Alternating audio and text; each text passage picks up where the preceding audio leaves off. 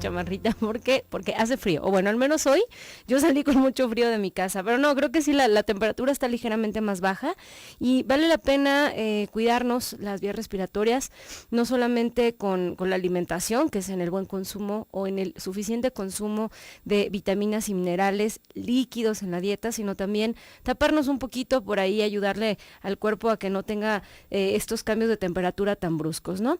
Y bueno, el día de hoy, como todas las mañanas, tenemos preparado para ti un programa muy especial el día de hoy, con un tema muy interesante en el que de repente pensamos que no tiene mucho que ver la nutrición con algunas enfermedades, y en realidad es cierto, hay temas de salud con los que digamos que la nutrición no va a tener tanta incumbencia, ¿no?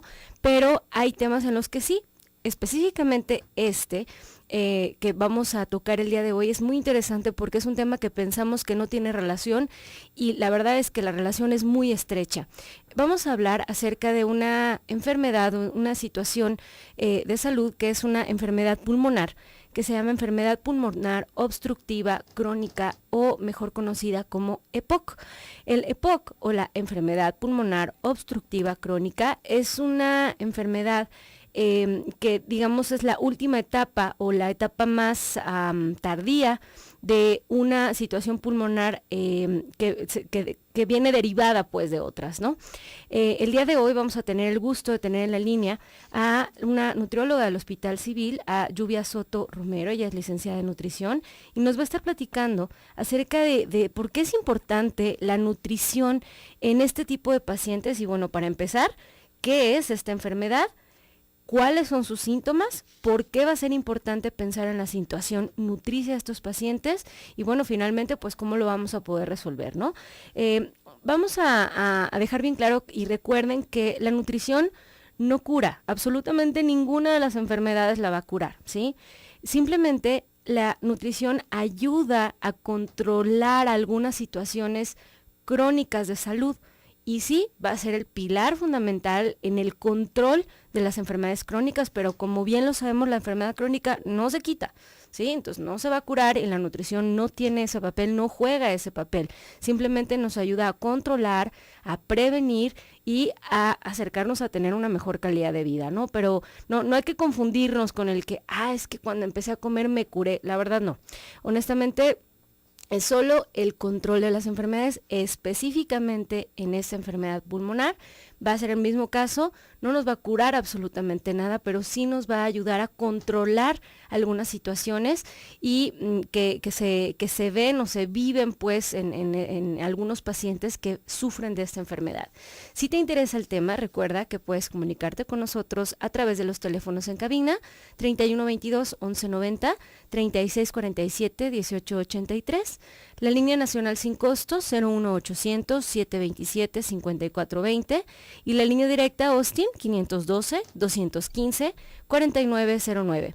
Recuerda que puedes comunicarte con nosotros a través del chat que ya está abierto, www.radiomujer.com.mx, y puedes hacerlo también a través del correo electrónico nutricionyvida@radiomujer.com.mx, y puedes hacerlo también a través de Twitter @nutricionvida1. Y les voy a platicar un poquito acerca de esta enfermedad pulmonar que realmente puede abarcar como dos enfermedades o puede tener un inicio en dos enfermedades, en una que se llama enfisema y en otra que se llama bronquitis crónica. Digamos que algunos pacientes con antecedentes, por ejemplo, de asma o de tabaquismo, son el tipo de pacientes que van a tener mayor riesgo de padecer esta enfermedad pulmonar obstructiva crónica. Digamos que su inicio es ahí. Les decía, puede ser, digamos que el resultado de antecedentes de enfisema, de asma, de bronquitis crónica, con una obstrucción persistente de las vías aéreas inferiores. Normalmente, les voy a decir aquí, es muy importante que quede claro, el tabaquismo es una de las causas más comunes, aunque sea un tabaquismo pasivo, ¿sí? Es decir, en una paciente que por ahí tengo algunos pacientes y me están escuchando, bueno, pues les mando un saludo y lo saben muy bien. Sus antecedentes son el haber padecido asma desde pequeños, haber fumado o haber estado cerca de fumadores durante toda su vida, pueden ser factores que se sumen para que exista la aparición de esta enfermedad.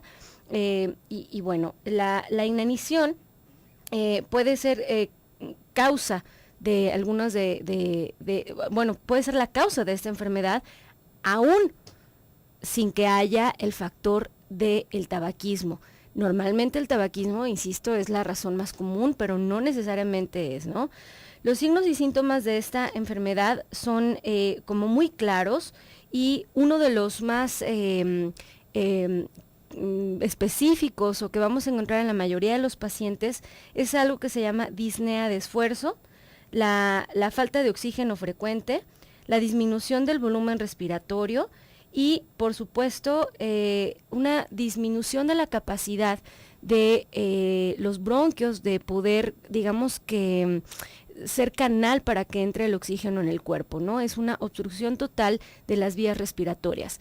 El día de hoy vamos a hablar de por qué esta situación va a tener una repercusión directa en la cantidad de masa muscular y la cantidad específicamente también de masa grasa en el paciente, cómo repercute en su peso y cuáles son las alternativas o qué es lo que el paciente que tiene este tipo de problemas tiene que hacer en cuanto a nutrición. Quédate con nosotros, recuerda que nos estás escuchando a través del 1040 de AM en Radio Mujer y Austin a través del 95.1 de FM. Regresamos.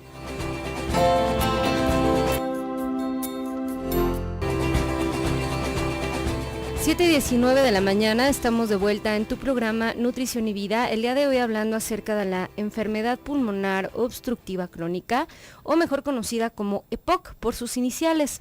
Les estaba mencionando que la nutrición no va a curar ninguna de las enfermedades de las cuales hablamos aquí, pero sí nos va a ayudar a controlar algunas situaciones, y en específico las situaciones pulmonares van a tener una mejor respuesta cuando están llevadas de manera correcta con la nutrición.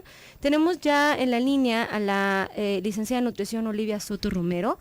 Olivia está aquí para platicarnos acerca de esta enfermedad y cuál es la relación que tiene con la nutrición. Olivia, buenos días.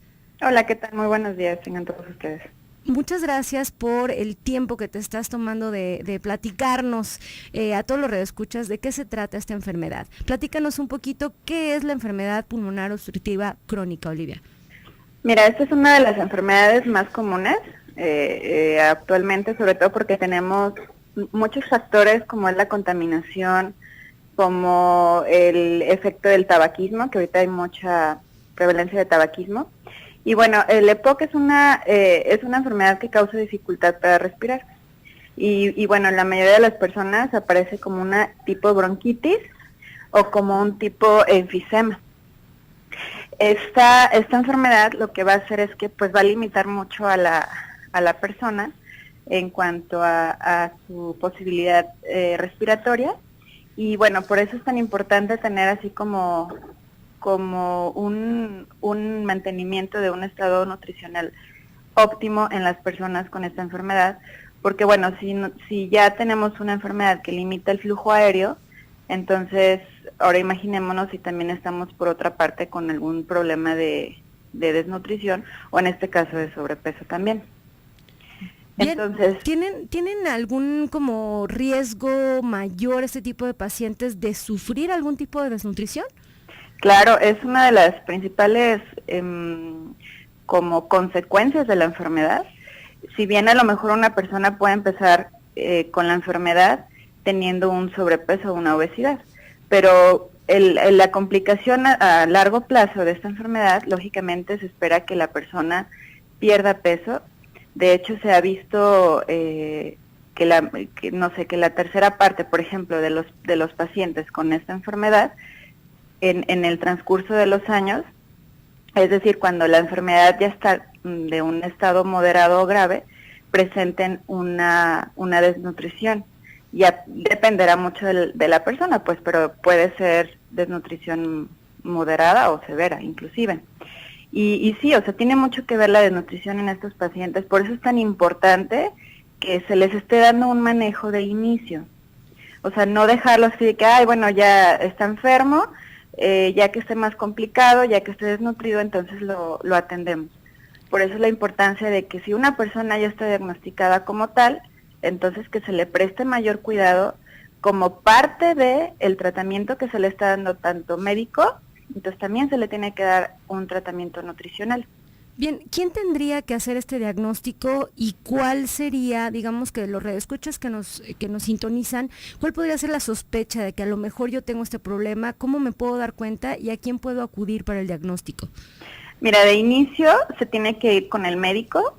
Las personas que, por ejemplo, padecen ya muy frecuentemente de problemas respiratorios, que sienten que se están ahogando, que tienen una tos crónica, todas estas personas tienen que acudir al médico, sobre todo las que viven en las ciudades contaminadas, en personas que tuvieron antecedentes, por ejemplo, de que cocinaron con leña o el fuego directo, personas que trabajan en industrias donde se manejan muchos, por ejemplo, solventes, pinturas, todo este tipo de sustancias. Uh-huh. Todas esas personas que tengan ya tanto los síntomas como los antecedentes, tienen que acudir inmediatamente con su médico, lógicamente porque si hay un diagnóstico temprano, pues es mejor la evolución de la enfermedad.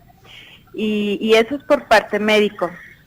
En la cuestión nutricional, pues lógicamente se tiene que dar una evaluación o un seguimiento por parte de un nutriólogo. Generalmente los médicos pues no tienen como mucha la importancia de una evaluación del peso y la evolución del cambio, por ejemplo, el cambio del peso en cuanto al inicio y en el progreso de la enfermedad. Entonces, bueno, se supone que esa parte la estamos peleando, ¿no? Que el nutriólogo también se haga cargo de enfermedades que a lo mejor no se contemplan como muy importantes, pero en este caso sí lo es, porque tiene mucho que ver la pérdida de peso, sobre todo en las personas que estaban, no sé, por ejemplo, en un peso normal o en sobrepeso y de repente tuvieron una pérdida de sobre todo de masa muscular, que es lo que mayormente se pierde. Digamos que el peso va a estar directamente relacionado con la capacidad del paciente de poder salir adelante, ¿no? Mientras menor sea el peso, estamos hablando de una mayor pérdida muscular, ¿sí lo estoy entendiendo bien? Sí, o sea, cuando la enfermedad está presente, el paciente como tiene problemas respiratorios, no puede hacer mucho ejercicio, o sea, más bien se tiene que quedar más tiempo en reposo, se le va el apetito, entonces toda esta pérdida de actividad y la pérdida del apetito, lógicamente hacen que haya una pérdida calórica, ¿no? Y una emaciación muscular, es decir, una pérdida del volumen de la masa muscular. Entonces, es por eso que los pacientes empiezan a presentar cuadro de desnutrición. Bien, y vamos a llamarle así, ¿cuál sería la primera pauta, como lo que tú decías, el manejo de inicio de un paciente así? ¿Cuáles serían los puntos a tocar con este paciente? Bueno, primero que vaya con el médico, eso es esencial. Ajá. Y bueno, si es un paciente que tiene ya un problema moderado de la enfermedad, entonces sí se recomendaría que asistiera con un nutriólogo para que le diera un seguimiento. Sí, sobre todo porque las complicaciones van a ir siendo más severas y el paciente va a ir disminuyendo cada vez más su ingesta y eso va a hacer que haya más pérdida de peso, por lo tanto más complicaciones pueden haber. ¿Y complicaciones en qué me refiero? Porque a lo mejor podríamos decir, bueno, ¿qué tiene que ver el peso con mi enfermedad pulmonar? Acordémonos que la función de nuestra respiración pues intervienen demasiados músculos, ¿no? El hecho de que inflemos los pulmones y de que los desinflemos pues intervienen muchos movimientos musculares. Si yo tengo una pérdida de peso y sobre todo una pérdida de masa muscular, pues también se va a ver afectado en este sentido. Entonces, si ya de por sí tengo un problema de respiración por la propia enfermedad, ahora con el cuadro de desnutrición, pues esto también se va a ver afectado porque mis músculos están, desnutridos, pues están débiles. Entonces también va a intervenir para que haya más complicación todavía.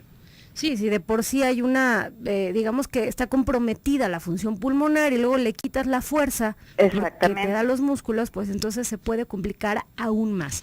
Esto es en cuanto a respiración. Ahora, Olivia, ¿qué nos puede decir acerca, por ejemplo, del otro tipo de problemas que están asociados a estos pacientes? Por ejemplo, yo sé que, por ejemplo, cuando un paciente tiene el antecedente del tabaquismo, hay ciertos nutrientes que a nivel intestinal dejan de absorberse.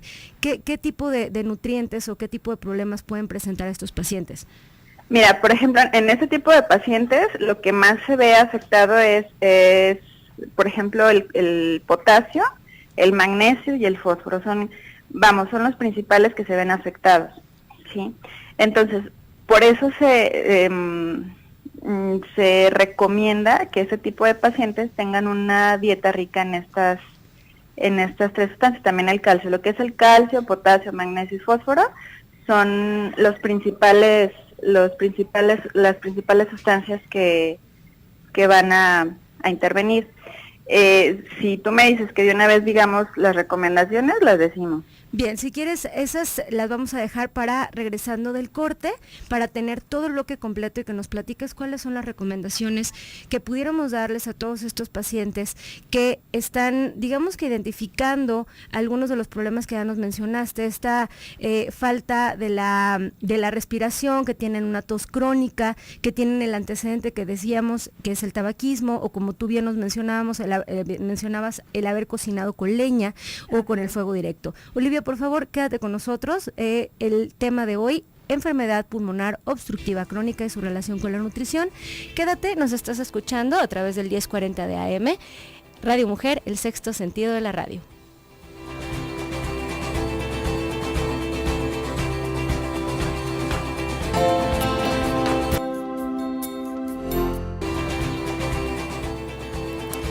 (7:34 de la mañana), les voy a platicar que Sanyao, expertos en nutrición, recupera tu salud y tu figura, se innovan. Ve a conocer su nuevo concepto en asesoría nutricional. Recibe tu valoración con la última tecnología, ya que te dan una lectura de composición corporal, quiere decir porcentaje de grasa, porcentaje de agua, músculo y tu edad metabólica. Además, tu guía de alimentación. Por solo 100 pesos en la primera consulta.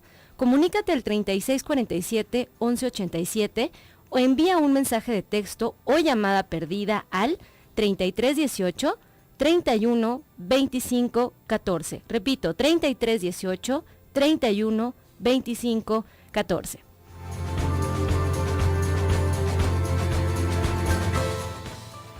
El día de hoy en tu programa Nutrición y Vida estamos hablando acerca de la enfermedad pulmonar obstructiva crónica. Nos quedamos en la línea con Olivia Soto. Ella nos está platicando, ella es nutrióloga del Hospital Civil y nos estaba platicando acerca de cuál es la importancia de que los pacientes con este diagnóstico previo médico, obviamente va a ser en la primera sospecha, voy, busco al médico, ya tengo el diagnóstico y entonces lo siguiente sería buscar la ayuda de un nutriólogo especializado que me ayude a ponerle la importancia que tiene al mantener un peso adecuado, porque ya dijimos que la pérdida muscular que existe de manera normal en estos pacientes por la falta de apetito, por la falta de movimiento, por la disminución en la ingesta calórica, va a sumarse a que no haya un buen resultado en este padecimiento, ¿no? Olivia, nos platicabas que hay una serie de recomendaciones que existían para este tipo de pacientes en cuanto a nutrición. ¿Cuáles serían estas recomendaciones? Así es, mira, como estábamos comentando, que en estos pacientes, pues lógicamente el riesgo es el tener bajo peso, ¿no? O estar muy delgaditos o la pérdida de masa muscular. Por lo tanto, se tiene que tener muy en cuenta los requerimientos de la persona. Si la persona come, por ejemplo, la mitad de lo que comía normalmente, pues lógicamente vamos a tener una razón por la cual está perdiendo peso, ¿no? Entonces, la recomendación principal es de que traten de buscar ayuda para que los guíen en cuanto a los alimentos que deben de consumir. Porque bueno, tampoco es de que coman a libre demanda y luego le voy a dar los alimentos hipercalóricos, ¿no? O sea, le doy, no sé, por ejemplo, nieve, refrescos, jugos, panecitos para que aumente de peso. si le damos eso, pues también le vamos a hacer un daño. Claro, porque puede existir esta idea, ¿no? De que no, pues es que está muy flaquito, dele de todo, ¿no? Exactamente, o sea, como él está muy delgado, pues entonces puede comer de todo, poquito, pero va a comer de todo, ¿no? Claro. No, ese no es el punto. Acordémonos que la alimentación debe de ser adecuada y debe de ser correcta. Sí, o sea, de acuerdo a las necesidades de cada paciente o de cada persona, pero debe de ser de buena calidad. A lo mejor sí va a comer menos porque pues va a tener como esa sensación de plenitud temprana, que se llenan muy rápido, pues. Entonces, a lo mejor no se va a acabar 3 platos de pozole, ¿no? Pero buscar la manera en cómo ellos tienen que ir acomodándose en sus tiempos. Entonces, si hablamos de que la pérdida de peso constituye un pronóstico importante para la enfermedad, entonces pues tenemos que tener un mayor cuidado en cuanto a esto, ¿no? Entonces, lógicamente, pues se recomienda que a estos pacientes se les dé una dieta adecuada, con una buena cantidad de calorías, y algo muy importante es que en estos pacientes, por ejemplo, el consumo de azúcares, por eso te ponía el ejemplo anterior, el consumo de azúcares no está tan recomendado. Sí, o sea, por ejemplo, los refrescos, jugos, dulces, pastelitos, etcétera, etcétera, no están recomendados. ¿Por qué? Porque los alimentos azucarados, cuando nosotros los consumimos en el cuerpo, mediante su metabolismo, se produce dióxido de carbono. Entonces, si nosotros buscamos la lógica de que los pulmones captan el oxígeno y sacamos el dióxido de carbono, que es como lo que está en el ambiente, pues lo malo. Entonces, si nosotros estamos produciendo más dióxido de carbono, que es como el desecho. La sustancia tóxica. Exactamente, entonces vamos a tener más producción de dióxido de carbono que del propio oxígeno. No, entonces, lo que tenemos que hacer es disminuir este consumo de alimentos para que nuestro cuerpo no tenga tanta producción de dióxido de carbono y por lo tanto pueda cubrir un poco más la necesidad de oxigenar a nuestro cuerpo. Acordémonos que la oxigenación es sumamente importante. Sin el oxígeno, pues prácticamente no podemos vivir. Sí. Me parece de verdad un punto fundamental, Olivia, el que estás tocando, porque entonces, si de por sí la recomendación de azúcares no existe en ningún tipo de paciente, en este paciente tenemos que ser todavía más cuidadosos. Exactamente. Y sobre todo, lo que bien mencionas, como los vemos delgados, no, pues dale lo que sea, ¿no? No, ojo, no pueden ser azúcares porque entonces les estamos haciendo un daño por esta hiperproducción de dióxido de carbono que se da por el metabolismo propio de los azúcares. Exactamente. Entonces, tampoco es prohibido, sí, a lo mejor si se le antoja un vasito de jugo, un dulcecito, pues se lo podemos dar, porque también no podemos prescindir de los azúcares o de los carbohidratos, vamos, que es lo que normalmente se consume más en la dieta. Pero si ya de por sí nuestra alimentación es rica en carbohidratos, y si todavía le aumentamos más la cantidad de azúcares, pues le vamos a hacer todavía un daño mayor. Sí, entonces, en cuanto a los nutrimentos, hablamos de que, los carbohidratos se tienen que disminuir. En este caso, lo que son azúcares propiamente, y tener un control en el consumo de frutas, de cereales, de leguminosas, o sea, que no sea en exceso, vamos, ¿sí? Porque pues también vamos con la misma línea, son carbohidratos que finalmente se van a transformar en glucosa dentro del organismo, o azúcar dentro del organismo. ¿Sí? Bien, perfecto. O sea, no es simplemente mantener un control de los carbohidratos. Perfecto. Exactamente. Y bueno, si nos vamos a la parte de la proteína, pues también es sumamente importante que se dé un buen aporte de proteína, porque la proteína viene siendo como la estructura del organismo, la estructura de los músculos. Entonces, si lo que estamos peleando es de que no se nos pierda tanta masa muscular, y si no le damos con qué formarla, entonces vamos a tener ahí otro problema. Vamos a perder todavía más masa muscular. Por eso se le tiene que dar un buen aporte de proteína, para que por lo menos preservemos la masa muscular que tenemos en nuestro organismo. Y bueno, la recomendación también de las grasas, ¿no? Las grasas también se van a ver aumentadas en su consumo, pero hay que buscar las grasas buenas, que también ya es muy conocido por la población, ¿no? Que tenemos las grasas malas y las grasas buenas. Entonces, no abusar de las grasas malas como las que son de origen animal, por ejemplo, que el tocino, que el chorizo, que las cremas, que los quesos con muy buena cantidad de grasa. O sea, eso hay que... Todos los quesos amarillos, ¿no? Que tienen una coloración un poquito más amarilla, pues van a ser necesariamente con mayor contenido de grasa, ¿no? Exactamente. Y bueno, eso por parte de los nutrimentos, ¿no? Ya recomendaciones más específicas, bueno, pues yo hablaba de que estos pacientes tienen una sensación de plenitud temprana, o sea, que se llenan más rápido. Por lo tanto, pues si son personas que estaban acostumbradas a comer a lo mejor 2 veces al día, será recomendable que empiecen a aumentar los tiempos de comida. Por ejemplo, hacer a lo mejor de 4 a 6 tiempos, ¿sí? Porque si yo me lleno, no sé, por ejemplo, me llenaba con un buen plato de verduras, con arroz y con carne, a lo mejor ahorita ya nada más me lleno con las puras verduras. Entonces ya estoy dejando de lado todo lo demás. Entonces, por eso se recomienda que, bueno, si yo me voy a comer la mitad de lo que me comía antes, pero lo voy a comer más seguido. Es la famosa, las recomendaciones que nosotros hacemos, bueno, hacemos 5 tiempos de comida. Claro, en este tipo de pacientes que se van a cansar de hacer los tiempos de comida como más grandes. Olivia, quédate con nosotros para que nos sigas platicando acerca de estas recomendaciones nutricionales en el paciente con enfermedad pulmonar obstructiva crónica. Regresamos.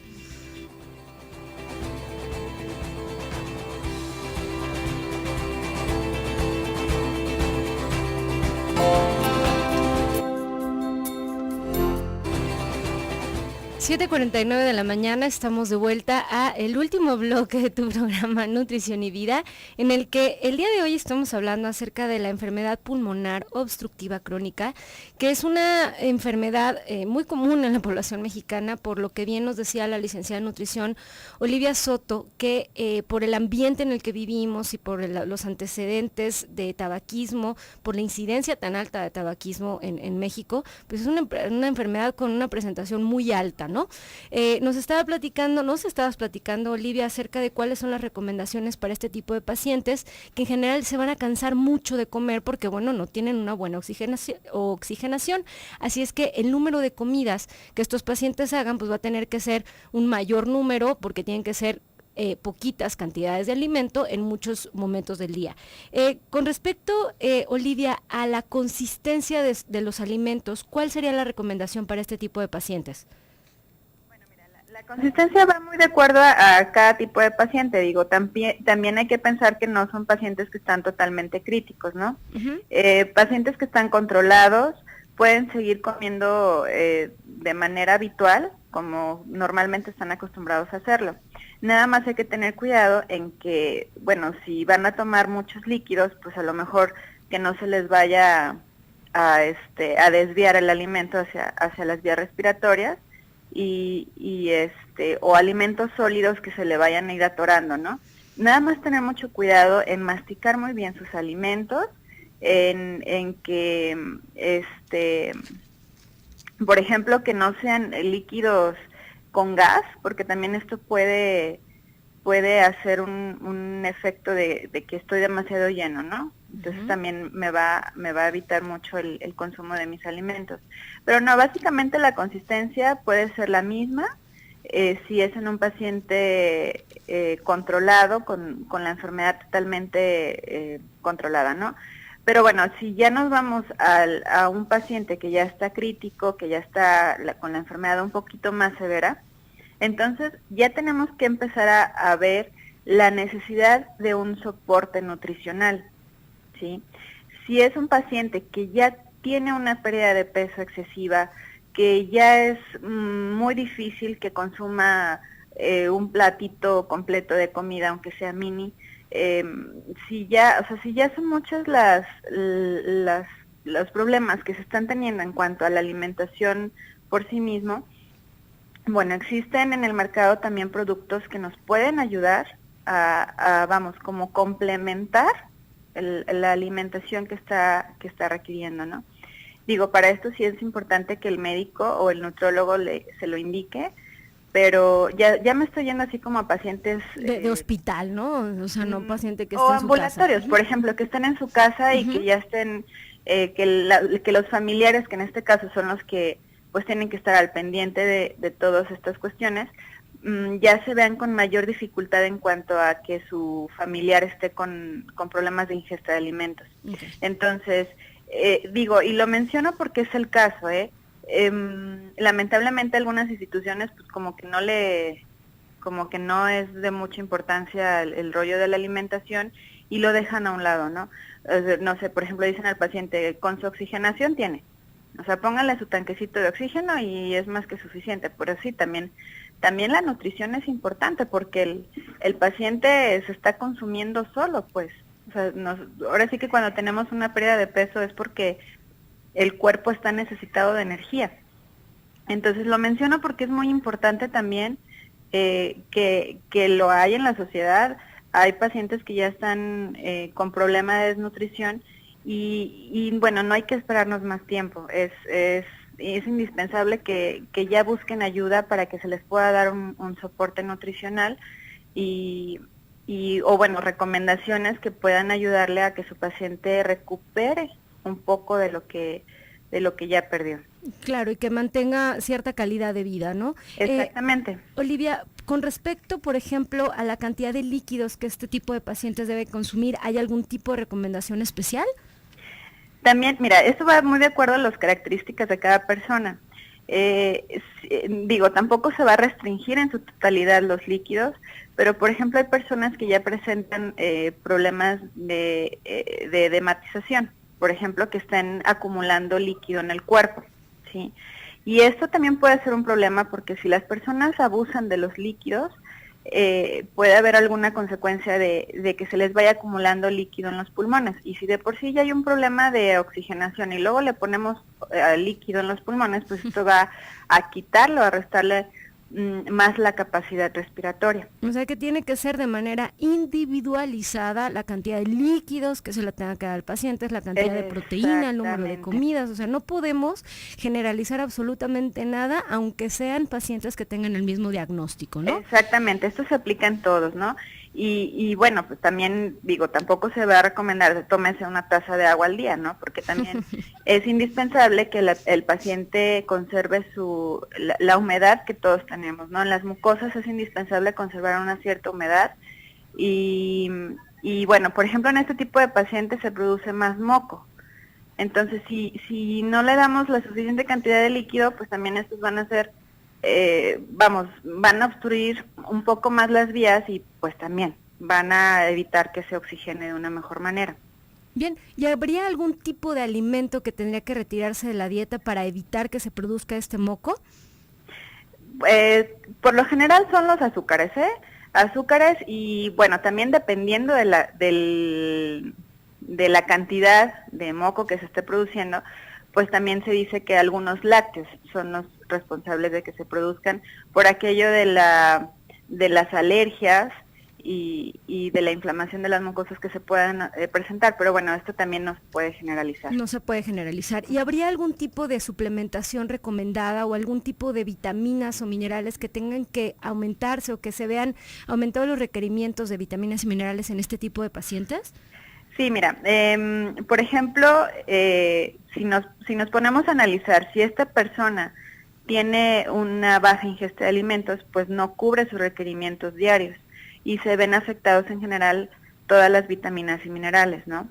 Pero bueno, suponiendo que en estos pacientes lo que más se busca es el control de, como ya lo mencionaba, de calcio, de magnesio, de potasio, de fósforo, que son minerales que intervienen ahora sí que en la contracción muscular, ¿no? O sea, que nos van a aportar así como una buena función en cuanto a los movimientos respiratorios.